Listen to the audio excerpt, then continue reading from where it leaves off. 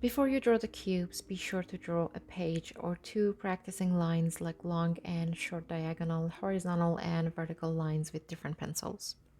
This way you can warm up your hand and you'll be able to draw the cubes more easily. For the first step, we're trying to do a perfectly square the best way we can without measuring, because for drawing a cube, first we have to start with a square.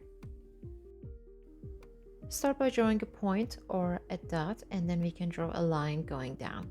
I'm gonna find out where my first point is going to be. I'm gonna start from here. Then I need to choose the next angle for the side of the cube. I draw a dot to where my line is going to go. Maybe I put it here, and I like to draw another line to connect these two.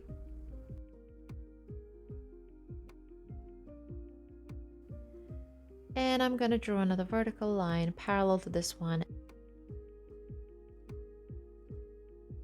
And then if we add one more horizontal line down below, we'll create our first surface of the cube. So we got a square. Next we can extend the surface and create a form which shows the illusion of depth. So for the next line, I like to start from here to find my angle, perhaps somewhere about there. Draw one more diagonal line going to the right, like the previous one, from the top of the first surface that we drew. Again, another line here parallel to this one. Being parallel is very important. These two lines need to be the same length as all the other lines that we're drawing in our cube. So then we'll have three lines that are parallel to each other, which are going towards the left. So I'm gonna draw another line parallel to this one and this one right about here. So this one goes this way.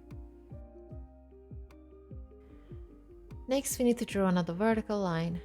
So I'm gonna draw my last line parallel to this one and this one because they're all vertical. So to finish this cube, we just need to close off the surface that we're drawing on the right. For drawing the back angles, I'm gonna start with this vertical line similar to all the other vertical lines. And I'm gonna draw another horizontal line goes to the right like this one and this one. So this is gonna be the spot where these two lines meet. And another one. And it's going to be aligned with this one and this one and this one. They all go to the left.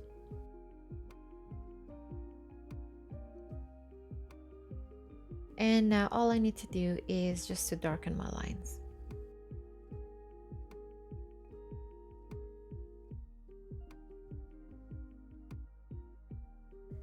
For the rest of the video, I drew a few more cubes to learn more, which will help you draw better cubes if you constantly practice.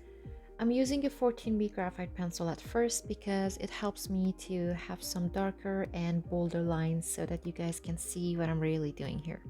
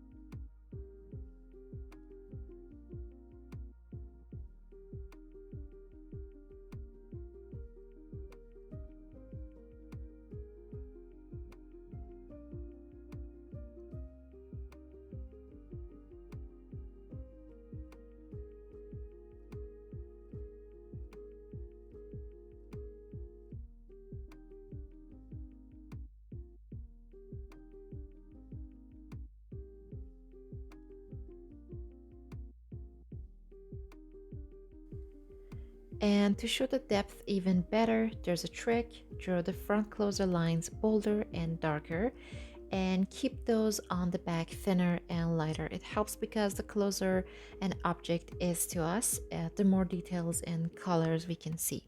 I mentioned this before in one of my previous tutorials.